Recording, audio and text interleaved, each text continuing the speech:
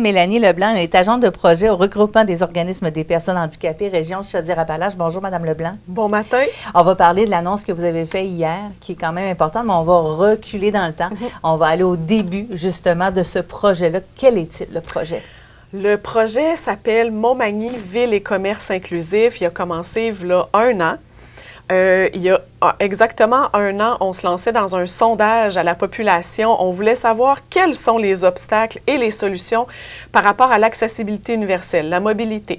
On parle, oui, de personnes en situation de handicap. En fait, le projet est financé par l'Office des personnes handicapées du Québec, l'OPHQ, mais on parle aussi de personnes avec un déambulateur, de parents avec une poussette double. L'accessibilité universelle, ça touche vraiment une très, très large population.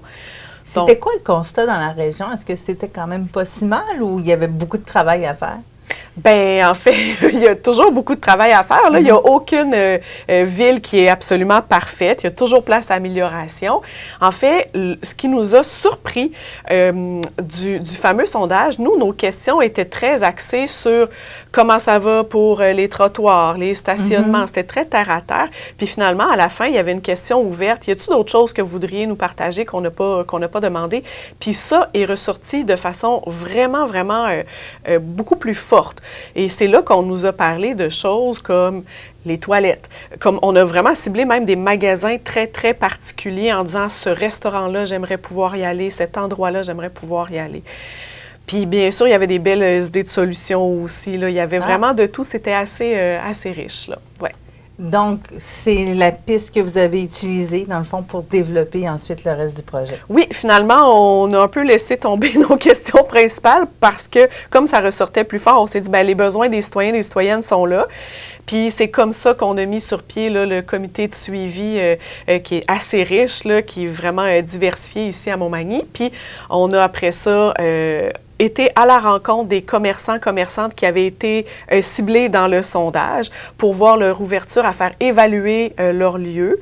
Puis c'est vraiment comme ça que le projet est parti. Ça, on était au printemps. Là. Donc au printemps, on est allé rencontrer, on a ciblé les commerçantes, puis on est allé pendant l'été évaluer ces 4 lieux-là. Qui sont? Attends. Oui. Est-ce que tous les commerçants ont embarqué? Bien, les commerçants, bien, il faut savoir que c'est un projet aussi à temps partiel. Donc, on ne pouvait pas évaluer tout le monde qui avait été nommé, mais les 4 principaux, oui, sont embarqués à pieds joints. Là, les 4 qui étaient ressortis plus fort, les 4 ont dit un gros oui. Non. Oui. Ce sont en plus dans 4 sphères différentes. Oui. Ça, c'est vraiment le fun aussi, c'est varié. On a, au niveau de la restauration, le Café Bistrot au coin du monde. On a comme commerce de proximité la librairie Livre en tête. Ensuite, au niveau de la culture, on a les arts de la scène. Puis au niveau de plus magasins là, de grande surface, on a les galeries Montmagny. Et les 4 ont dit oui pour faire évaluer leur lieu. On se serait attendu, les galeries Montmagny, que ça se fait quand même assez simplement là, pour rentrer? Oui, pour rentrer, oui.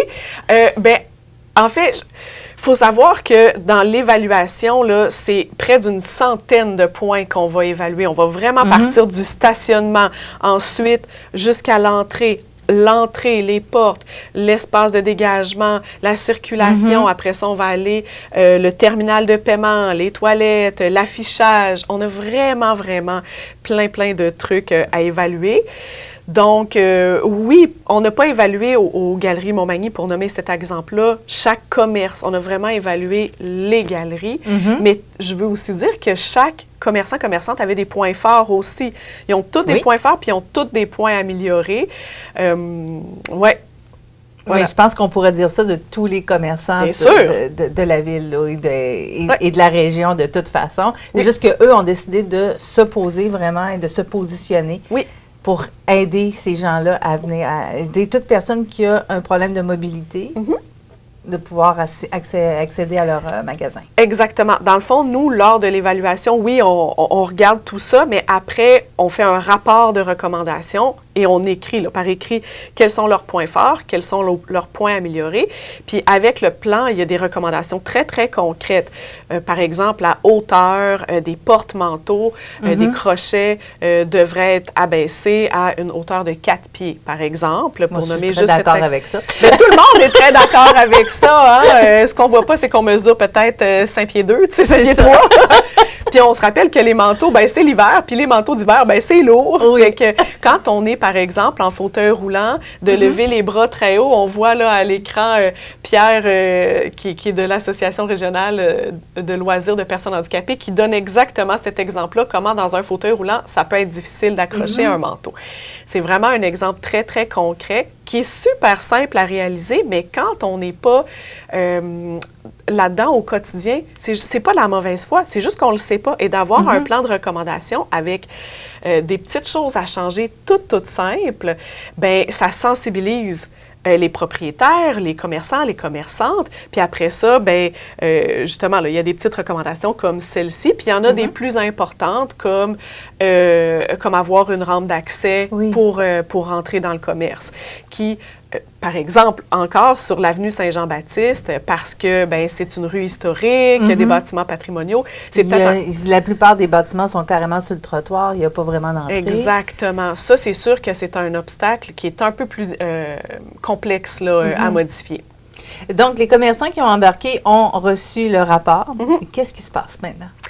Bien, premièrement, la majorité était très contente là, de recevoir le rapport. Ça fait toujours du bien aussi sur une épaule de te faire dire « Hey, ça, vous aviez visé dans le mille, puis c'est excellent, puis changez pas ces points-là. » Puis d'un autre côté, c'est le fun aussi d'avoir des outils concrets. Ah, OK, abaisser les porte-manteaux, c'est à cette hauteur-là. Ou OK, quand je vais vouloir faire les prochains travaux, parce que avoir, par exemple, une rampe d'accès, ça ne se fait pas du jour au lendemain. Mais là, maintenant, ils ont vraiment des outils concrets et pouvoir planifier ça. Ils ont aussi une liste de subventions possibles, de subventions provinciales, fédérales.